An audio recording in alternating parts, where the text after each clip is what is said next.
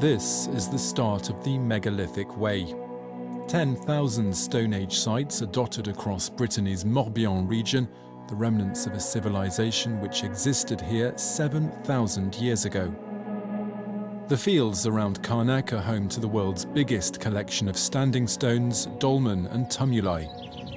Many questions remain unanswered about these 2,934 menhirs. Why are all these stones laid out like this?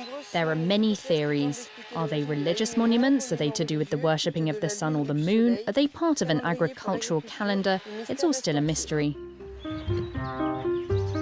It's very moving because you think of all the people who lived here.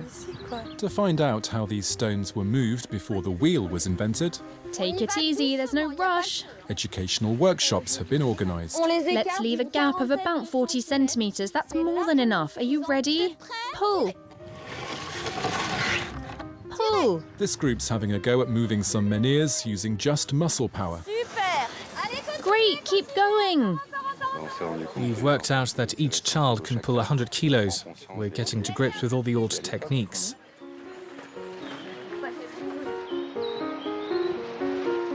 In this corner of Brittany, the birth of a new civilization never led to the erasing of the previous one. That's clear to see at another megalithic site at Lec'h.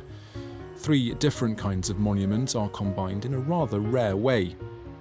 There are mounds of stone known as tumuli, a tomb with a corridor entrance known as a dolmen, and this long line of pillars of which just the bases remain.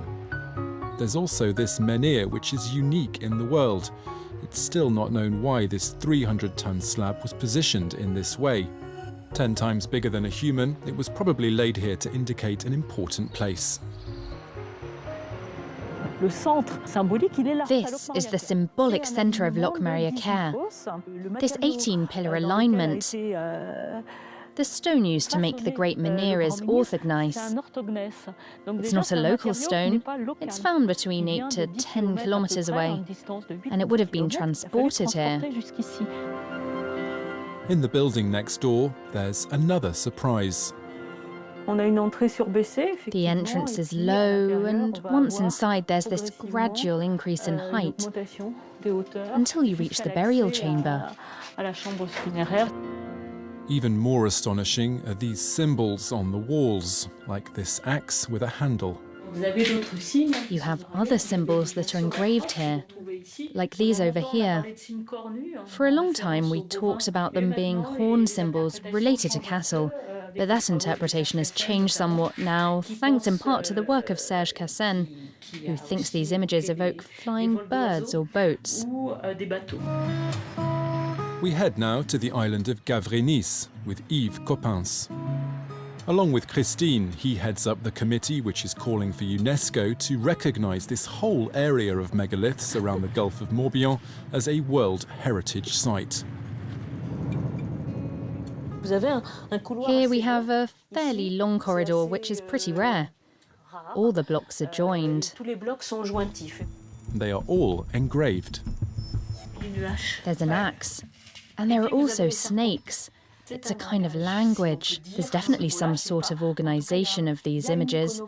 Each slab tells a different story. You won't see this anywhere else. The sea has swallowed up some of these monuments, like in El Anik, which is now partly submerged. It's a site that Yves studied at the beginning of his career. We found some special pottery here. Christine tells me that these ceramics were also found elsewhere, but that they probably came from here. They have something to do with rituals. Being here is a great memory for me, because I came here to dive during my early field work. During my first tests, I actually fell to dock on the island.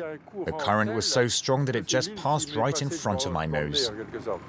These messages, etched at the dawn of time, are now an eternal part of the Morbihan landscape. They're a living testimony of the knowledge, the techniques, and the art of Neolithic people.